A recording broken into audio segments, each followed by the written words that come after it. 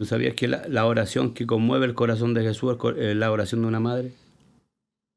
Es la oración que más conmueve el corazón de Jesús, es la oración de una mamá, porque él tuvo mamá. Yo no estoy hablando de que estoy hablando de la Virgen María, no es así. Obviamente Jesús tuvo mamá y fue la Virgen María, fue Claro. María. Entonces él sabe el sufrimiento de una mamá. Él vio llorando a su mamá cuando estaba crucificado. Él vio el sufrimiento de su mamá cuando estaba yendo a ser sacrificado. Así es. Él conoce los llantos de una madre. Entonces, cuando una madre clama por su hijo, yo te aseguro que Jesús siempre va a responder. Y los planes de Dios, los planes del Señor es que la familia sirva a Cristo junta. Entonces Dios no es un Dios de uno solo, ni de un matrimonio, o de una esposa o de un esposo. Dios es un Dios de familia.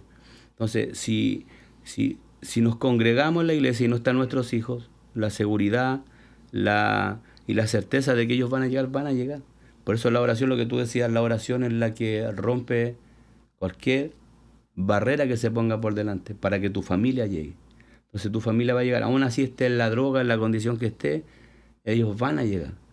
Claro, y Dios te saca porque el diablo es como que Satanás te entrega y le dice al Señor, mira lo que te traje destruido, veamos si puede hacer algo con él. Entonces obviamente Dios dice, sí, yo lo voy a transformar y lo voy a cambiar. Entonces Dios te transforma. En ese momento cuando tú decides ir al Señor, Dios te transforma completamente. Y de ahí todo cambia. Entonces cuando yo conozco a Dios, cuando yo conozco al Señor, todo cambió. Empezamos a ir a la iglesia con mi esposa, con mi familia. Yo nunca, jamás, de los 19 años que llevo sirviendo al Señor, nunca me aparté de Dios, jamás. Nunca me descarrié, nunca me aparté, nunca me fui. Porque el llamado que Dios hizo conmigo fue tan grande que yo sería un mal agradecido si yo volviera atrás. Yo dedico mi vida al Señor, Dios es todo para mí. Si no fuera por Él, yo estaría en el infierno, quemándome. Que Él me dio una oportunidad de vida y esa oportunidad de vida yo la he aprovechado a concho, hasta el último día de mi vida. Después que servimos a Dios fielmente en una iglesia como servidores, después como diáconos, fuimos ancianos de una iglesia, oficiales de una iglesia. Pasamos por todos esos procesos hasta que un día nos ungieron como evangelistas.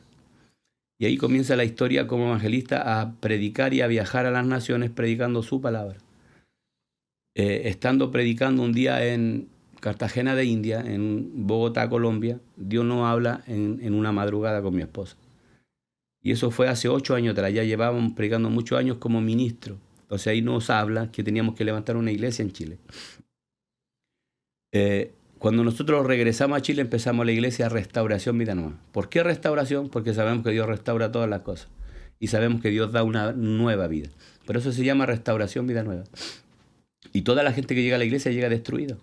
Entonces Dios la restaura y Dios le da una nueva vida. Así es. Entonces nosotros cumplimos 8 años con el ministerio el 26 de agosto. Cumplimos 8 años. Desde el día que obedecimos a Dios, levantamos la iglesia. Tenemos 2 iglesias más en el sur de Chile, pastores bajo nuestra cobertura. Y seguimos viajando ahí haciendo su obra. Porque a eso Dios nos llamó.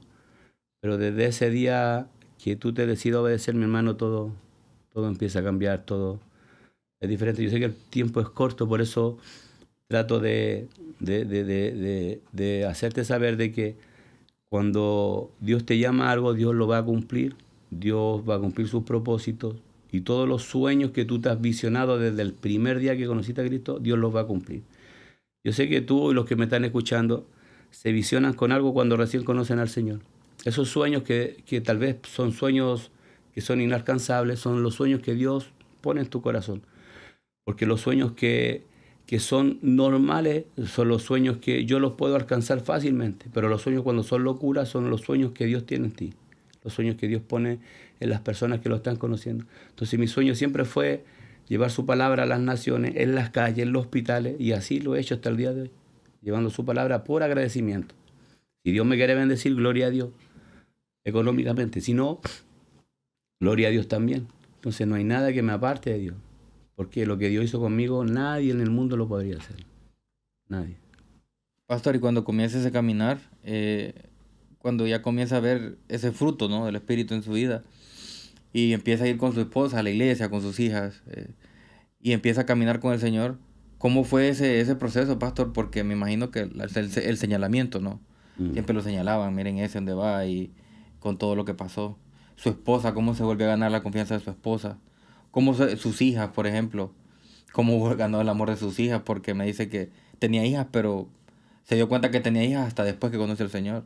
O sea, cómo fue ese proceso familiar y recuperar esa comunión familiar, recuperar su relación con su mamá, con su papá, después de tanto tiempo de haber tenido ese rencor, ¿no? Y ese odio en su corazón.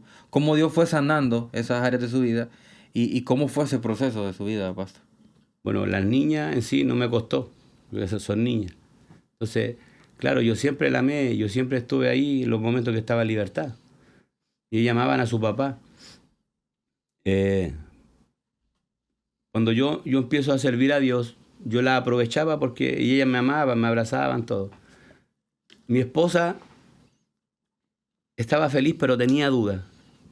Mi mamá estaba totalmente feliz, pero tenía dudas.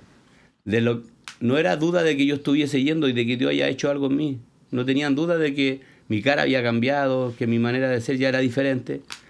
Pero sí tenían duda y miedo que yo me durara poco, como a muchos les dura poco.